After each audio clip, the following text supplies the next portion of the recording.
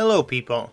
The video games, cards, and anime are the three main pillars of the Pokémon franchise that have existed since Generation 1 and helped sustain its popularity.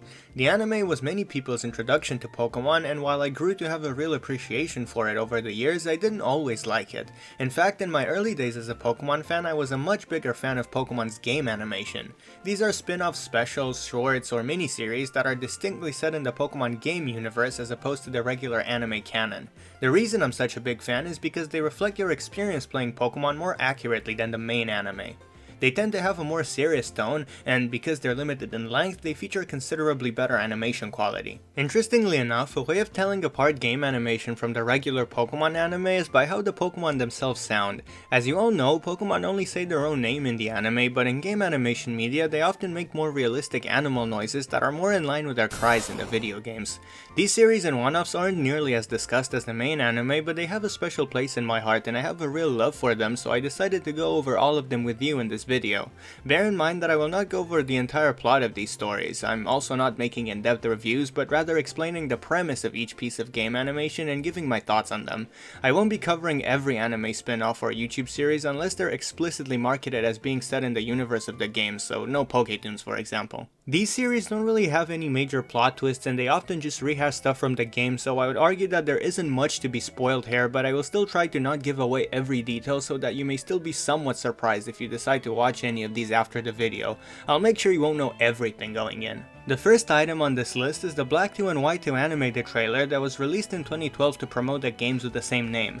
Because it's a trailer, the short doesn't have a clear narrative throughline, but rather showcases various key moments in the story of Black 2 and White 2, like when the player and Hugh get their starter Pokemon from Bianca, the lead up to a gym battle with Alessa, a skirmish with Team Plasma, and even a battle between Rosa and Sharon where she weirdly uses a fully evolved Superior despite this gym battle being the first one in the game. One of my favorite moments in this trailer is a brief chase scene that showcases the Shadow Triad a little bit. I think they're slightly underrated, so it's fun to see them in action like this and get a good look at them, especially since they don't really have high quality official art. Whenever I think of the trio, this scene from the Black 2 and White 2 animated trailer is the first thing that comes to mind. If you're familiar with the English dub of the main anime from that era, you'll recognize a couple of voices here, like Alessa being voiced by Sarah Natacheni, Ash's second voice. The art style in this trailer is a bit different from the typical Pokemon character art, especially at the time, and the characters are drawn with more realistic proportions and a bit more detail, which is really cool to see. This will be the case for most of the series in this video. The Black 2 and White 2 animated trailer may not shine when it comes to storytelling or any kind of narrative themes, and it's mostly focused on advertising a game, but it's still a really fun and well animated 6 or so minutes. It's always a treat to see Pokemon characters, especially from the older games, be brought to life like this, and I would recommend this trailer to just about anyone, especially if they're a big Black 2 and White 2 or Unova fan. The next piece of Pokemon game animation would be released in just the following year. 2013 saw the release of Pokemon The Origin or Pokemon Origins. Critically speaking, Origins is probably the best or at least most substantial series in this video because it's a whole 4-episode OVA that focuses on a single story as opposed to a one-off trailer or a YouTube miniseries with self-contained short episodes. It retells the story of the original Red and Green games in a more cinematic and grand way. It fills in certain gaps and touches on some aspects of the Kanto story that weren't fully explored in the games. For example, it briefly hints at Giovanni's backstory, or it explains that some gym leaders scale their teams to the skill level of the challenger and have different Pokemon that they use based on how many badges a trainer already has when challenging their gyms. It also develops the Lavender Town Cubone and Marowak story by dedicating an entire episode to it, which I really appreciate, and it genuinely tugs at your heartstrings. But that's also part of the biggest issue with Pokemon Origins. It's only 4 episodes. Because of this, the story has to time skip from one stage of the adventure to another from episode to episode. The parts of the games that the series chooses to focus on with each episode are great and a real joy to watch, but everything else gets pushed to the wayside. You don't get to see most of Red's gym battles, and you don't get to bond with any members of his team aside from his starter Charizard. Don't get me wrong, cramming all of that into 4 episodes would definitely have made for a worse product, so I'm glad they went this route, but I just wish the series got even just 2 more episodes. Another interesting thing about Origins is that here Red talks. He's not even particularly reserved or quiet, I don't think. It may not be the most accurate to his other depictions in games or side media, and sure, it may be a bit jarring at first, but it would have been hard to make this series if the protagonist never spoke. You can totally have a silent protagonist, but Red interacts too much with the world and people around him for the story to make sense if he was completely quiet, unless they aim to retell the story in a completely different way, which clearly wasn't their goal. It was simply easier to have him talk, and I for one enjoyed this version of the character because he's different and not in spite of it. I like the Adventures manga a lot, so yeah, I don't need my Reds to be stoic. In fact, unlike other iterations of the character, this Red is a complete noob at first, and the audience gets to go through all the beginner mistakes a Pokemon trainer would make with him. He's by no means a day one naturally talented prodigy unlike Blue, who has a bit of a head start in terms of know-how and skill. Pokemon Origins really emphasizes the rivalry between Red and Blue, and you see them clash from the very beginning of their journeys to the Pokemon League. Can I just say that Blue getting Blastoise in the series, masters, and other media is a weird form of revisionism? In early Gen 1 artwork and even the manga, he was shown with Charizard. I think always giving him Squirtle as his starter was influenced by Gary in the anime and by the fact that they want Red to have Charizard, in addition to Red and Blue being the first games outside of Japan. But I feel like having Blue's partner be Charizard is more historically accurate. I'd even be okay with them getting Venusaur because that would match the Japanese games, and his original name is Green after all. But I guess if they wanted Red to have Charmander in Origins, they would have to give Blue Squirtle because he always chooses the starter with an advantage over yours in the games. Regardless, I'm still a proponent of this starter distribution for Kanto. Anyways, I mentioned the changes in addition to the usual Kanto story made by Pokémon Origins, but if you've watched the series, you'll know there's one major change that I saved for the end. To promote Pokémon X and Y, which released around the same time, Origins throws Mega Evolution into the mix. It only becomes important at the very end, but Red actually Mega Evolves his Charizard into Mega Charizard X using a Keystone and Mega Stone received from Mr. Fuji. We're used to the idea of the Kanto protagonist having access to Mega Evolution nowadays because of things like Pokémon Masters and the Let's Go games, but back in 2013, having a concept as new and mysterious as Megas be featured in a story about the simple and humble beginnings of Pokémon must have felt quite special. Pokémon Origins is a great way to re-experience Pokémon's early days. I'd even say it's worth showing to younger fans who are perhaps less aware of how Pokémon started, because I feel like it would give them a good idea of the franchise's foundation if for whatever reason they can't or don't want to play any of the Kanto games. If you haven't seen it yet, I heavily urge you to do so because it's a real love letter to Pokémon's history. Its only real flaw is that it wasn't a full-length series. Once again, we'd get another game animation back to back with the last one when in 2014 the animated trailer for Omega Ruby and Alpha Sapphire was released. These trailers did not become a tradition, and this is the last one in the video. Interesting how both Gens 5 and 6 only had 2 entries in the franchise with animated trailers for the second release in each gen. But unlike the Black 2 and White 2 trailer, this one doesn't focus so much on the story of ORAS itself, as it makes a point to showcase all the new Mega Evolutions introduced in these games. You get to see all of them in battle, which is pretty neat because they have fewer opportunities to shine than regular Pokemon, seeing as Megas aren't in every game and therefore not at the forefront during every era of the franchise. Some moments in the story are shown though, like the first gym battle and the encounter with Steven in the champion fight. The Hoenn starters and their Megas are shown with the protagonist, and there's a couple of cute scenes where they show May and Brendan bonding or playing with them. Since the player character you don't pick becomes your rival in Hoenn, there's no third character for the third starter to go to, so in this trailer May actually has both Torchic and Mudkip. If she's supposed to be the rival in this version, then that's some crazy nepotism on Birch's side, giving his daughter 2 starters. Like I said before, these animated trailers are a bit more blatant with the fact that they're more or less just high effort ads. I'd say it's a bit more obvious with the ORAS trailer because the whole time there's a narrator naming every Mega Evolution, which calls to mind something like a toy commercial.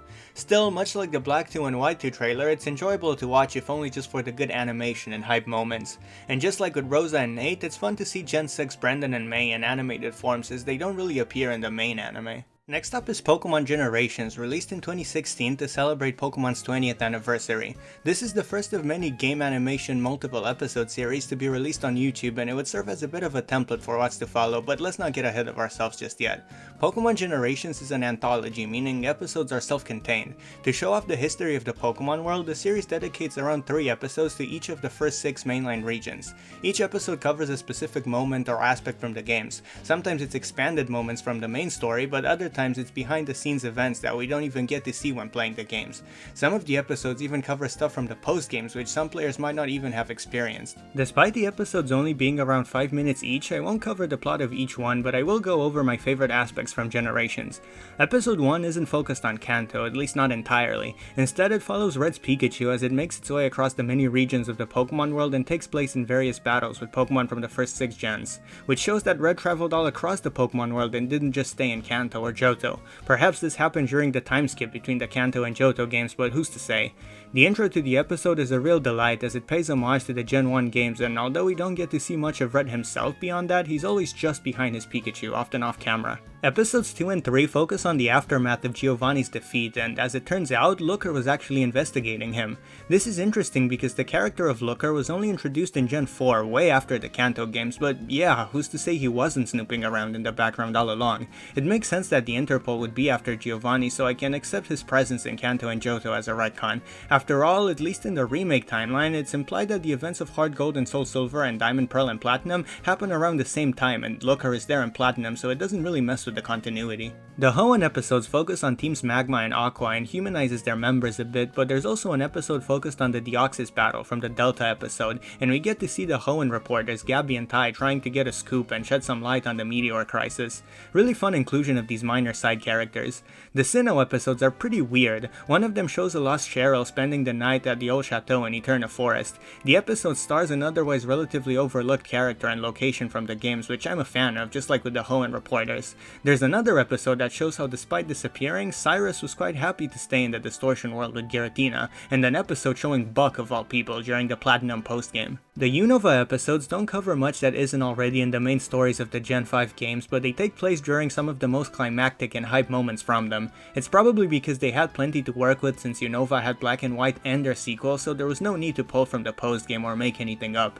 One of the Kalos episodes shows us a bit of Lysander's public and private life as the head of Lysander Labs. That's a side of him we don't get to see much of in the games, and his status is an aspect of his character that wasn't really explored. I think this episode fleshed him out a little bit and added a dash of realism to Lysander's story. Another one of the Kalos episodes is a beautiful retelling of AZ's story, which is already very emotional in X and Y, so re-experiencing it in a format like this only makes his tragedy more poignant.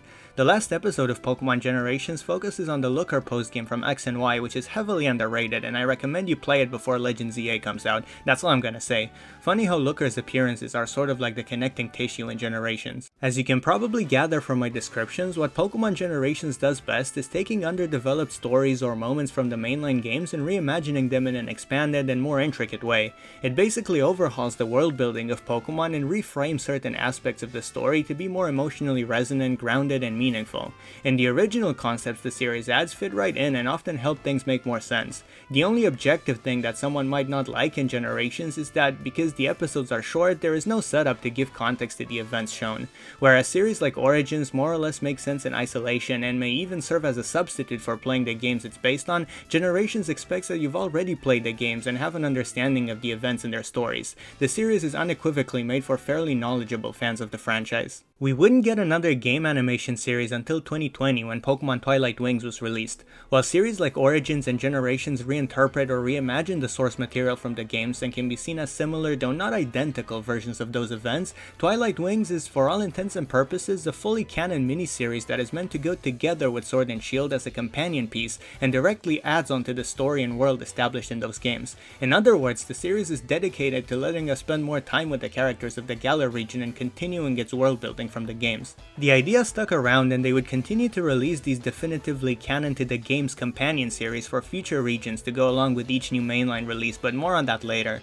Most of the episodes in Twilight Wings spotlight individual characters from Sword and Shield, like an episode about Beast training in the wild area after a loss, an episode about Oleana's responsibilities in Macrocosmos, one about Nessa's life as a gym leader and model, and even an episode about Hop's Wooloo. The stories in each short are mostly self-contained, but there are some connecting threads showing that they take place around the same time. The most prominent connection, and the reason the series is even called Twilight Wings, is the presence of a Corviknight taxi in each story. Corviknight is a very emblematic Pokemon for Galar, and the taxis they fly are the region's fast travel option in the games. The miniseries shows that the people of Galar rely on Corviknight quite a lot, and the one shown in the episodes helps various characters and sort of brings together the overarching plot.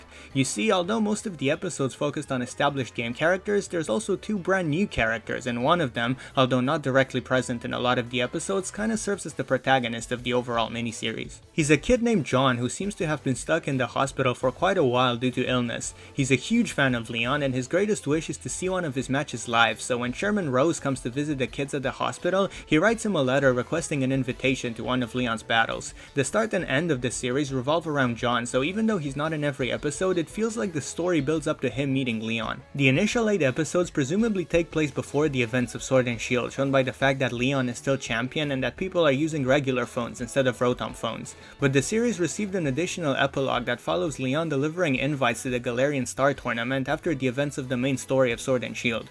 Almost all of the characters from Galar make appearances, and even the player makes a cameo. The short shines a spotlight on the DLC locations in Galar, especially the Isle of Armor. We even get a glimpse at a battle between Leon and Mustard, which is very exciting. Twilight Wings has a more distinct art style compared to other Pokemon anime material. The lines are softer and the animation is more fluid and free, if that makes sense. It's quite dreamlike and whimsical. Although series like this may not be as grand and flashy as Origins or Generations, they also feel more genuine. Twilight Wings focuses on comparatively smaller moments in the lives of the characters instead of animating pivotal events from the games. It's more low-key and almost slice-of-life-esque, but it adds more to the lore and breathes new life into established characters because they're shown in a more casual light. But that's not to say there aren't any hype moments in Twilight Wings, because episode 7 features a wonderfully animated and over-the-top battle. 2021 would see the release of the Pokémon Evolutions miniseries in celebration of the franchise's 25th anniversary. To be frank, Pokémon Evolutions is basically a second go at the same concept as Generations. It's a miniseries that celebrates Pokémon's history through shorts focused on various moments from the mainline games. A lot of what I said about that series is also applicable here, but whereas Generations had 3 episodes for every region, Evolutions only has 1 episode per region, although admittedly they're longer on average. I have a bit less to say about Evolutions because it doesn't get into as much niche or original stuff as Generations and mostly sticks to well-known moments from the games that most people are probably already familiar with.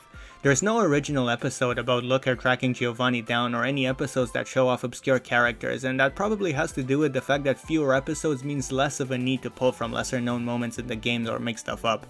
There are some exceptions though, and those are usually my favorite episodes. The Sinnoh episode mostly shows off stuff from the main story, but it's all framed through the eyes of Barry. He challenges his father Palmer at the Battle Tower, and the episode cuts to various flashbacks showing Barry's progression as a trainer during the events of the Sinnoh games. I feel like he was somewhat sidelined as a rival, so getting to experience an abridged version of the Sinnoh story from his perspective instead of the players is quite a treat. Turns out he was aiming to reach his father's level the whole time, which is a motivation that wasn't really clear in the games as he barely mentions Palmer. The Kanto episode surprisingly takes place in the Let's Go Pikachu and Let's Go Eevee timeline and focuses on Green trying to catch Mewtwo in the post-game. The Let's Go games are often overlooked because of their unconventional mechanics and the fact that they're not really in the main Kanto timeline. Even though they're part of the main series, people often treat them like spin-offs because they lack some of the usual features in Pokemon and were made to tie in with Pokemon Go instead. In spite of this, I have a special connection to these games, so seeing them get featured in a series like Evolutions over 3 years after they were released made me really happy. There's also the fact that the episode shows events from the post-game and not the main story, which earns it bonus points in my eyes for that extra little bit of added obscurity. I loved seeing Green in action because it's usually Red and Blue that get to be in the spotlight and not Leaf, or in this case Green. The most unpopular rival, Trace, is also here, which is just perfect because where else would they get to show off this niche-ass character? Also, Elaine shows up at the end, which is even cooler. Finally, I'd like to shout out the Alola episode, not because it reveals new lore or shows off a little known section of the games, but because, well, Alola is my favorite region and this was the first time it was shown in a piece of game animation because it was too new to be in Generations. I also love that it's in the Ultra Moon continuity and that Necrozma is shown fighting Lunala. They're some of my favorite legendaries, and Ultra Sun and Ultra Moon are my favorite Pokemon games, so this whole episode was just fan service for a big Alola enthusiast like myself. One thing I noticed in Pokemon Evolutions is that in a couple of the episodes, the protagonists weren't depicted as the default light-skinned versions of the characters and instead used the darker-skinned versions from the games. In my opinion, this isn't a huge or greatly meaningful example of player character representation, but it's still a step in the right direction because they could have just used their light-skinned appearances from the official art of the characters, but chose to be just a little bit more diverse, which I personally appreciate.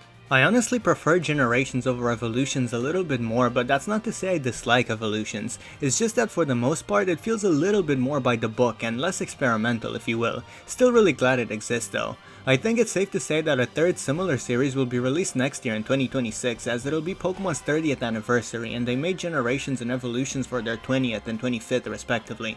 I'm looking forward to seeing how they'll choose to showcase the mainline games' history this time. One way to top both Generations and Evolutions would be to have full-length episodes, but only time will tell. In 2022, another series was released to tie into the latest games. Whereas Twilight Wings was made to go along with Sword and Shield, Hisuian Snow serves as a side piece to Pokémon Legends Arceus. The story follows Alec, the son of a craftsman from Jubilife village who befriends a shiny Zoroark during a period of great tension between humans and Pokémon in Hisui. In Legends Arceus, it was already shown that humans are yet to try and coexist with Pokémon, and most of the people in Jubilife village fear them, but an effort to understand them does exist. It's the whole purpose of the Survey Corps, and while few in number, there are a couple trainers in Jubilife. Hisuian Snow is set before the events of the game, so you can imagine that the people were even more fearful of and unprepared for the wildlife of Hisui. Judging by Laventon's absence and the fact that Silene is a member of the Security Corps in the miniseries, we can infer that the Survey Corps was yet to be formed at the time. All of this is to say that Alec's efforts to befriend and aid Pokemon are seen as highly controversial. In spite of this, his drive is noticed by the people, and I suspect that his initiative to try and understand Pokemon might have played a part in sparking the formation of the Survey Corps, although it's not explicitly stated. Hisuian Snow is a beautifully animated prequel to Legends Arceus. It's melancholic yet hopeful, and it has a sort of quiet appreciation for the natural world and the way it depicts Pokemon in an untamed environment. Furthermore, because of the fact that Hisui is in a constant state of change and that the societal climate seen in Legends Arceus is going through a transitional period, being shown the region and Jubilife village even just a year or two before the player's arrival paints them in a different light, because everything started by the Galaxy team is in its even earlier stages than in the game. Minor side note, I love that this miniseries showed us exactly how the healing liquid is extracted from medicinal leeks. You can use them to craft potions and revives in the games, but you never see the actual process, and there's a scene in Hisuian Snow that sheds some light on that and shows that wild Pokemon also use the leeks to treat injuries, which makes a lot of sense from a world building perspective. 2023 would continue the tradition of game tie-in miniseries with the release of Pokémon Paldean Winds, a series that explores the academy life in the world of Pokémon Scarlet and Violet, much like how Twilight Wings and Hisuian Snow were centered around Sword and Shield and Legends Arceus respectively. Well, I say it's about the academy life, but really we don't get to see any of the courses aside from brief cameos from the teachers, and 2 of the 4 episodes mainly take place elsewhere.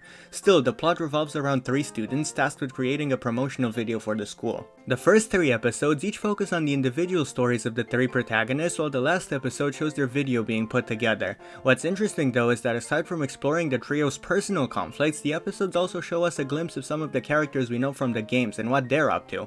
Ohara's episode features Arven and his quest around Paldea before meeting the player. Aloquis's episode shows us what it's like to be on the losing end of a battle with Nemona, which isn't really something you experience in the games. And Homa's episode shows off Aries' Calf Squad and some of their daily routine. It also further drives home the point that Team Star were never really bad guys. A neat surprise in the last episode is the reveal that their video was actually watched by the player before they themselves joined the academy during the story of the game, cementing Paldean Winds as a prequel taking place presumably just before the beginning of Scarlet and Violet.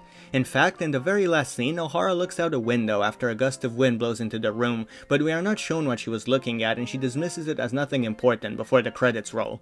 This whole thing could have just been another way to emphasize the breath/wind theme in this series, but I believe what caused the wind was actually the cover legendary flying around Paldea before crashing, like we see in the opening cutscene of the games. Paldean Winds features at least minor appearances from basically every character in the main story of Scarlet and Violet, and even a couple from the DLC, as Karen and Carmine are shown watching the Academy promotional video. In fact, the series seems to intentionally hint at the Indigo Disc expansion, which was released one day after the final episode, because Aloquis's brother is mentioned briefly and he is said to attend Blueberry Academy.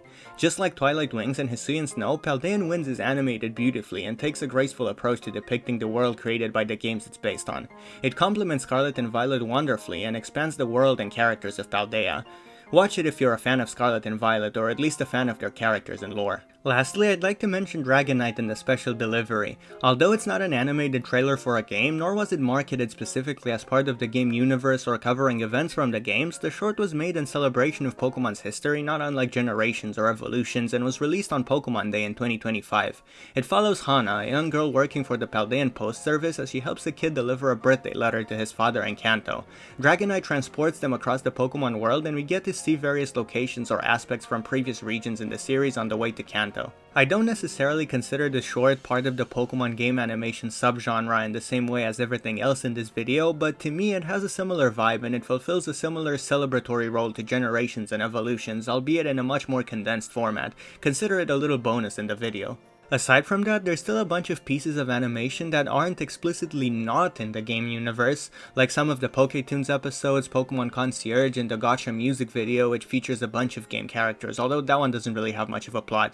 Even Pokémon Horizons hasn't done anything that contradicts the games yet, as far as I can tell, but come on, none of these examples connect to the games as directly as everything else in this video. The series and shorts on this list have a specific atmosphere and approach that's pretty distinct from the rest of Pokémon's animated content. I just wanted to talk about this often overlooked facet of the Pokemon media bubble. I always look forward to new Pokemon game animation, and I'm grateful for all the content mentioned in this video because none of it needed to be made considering the success of the main anime. Series like these are always a nice treat in my eyes. If there's anything in this video you haven't watched yet and you're a fan of Pokemon's world, characters, and lore, which I assume is the case if you're watching this channel, then I think you'd enjoy the items on this list just as much as I did.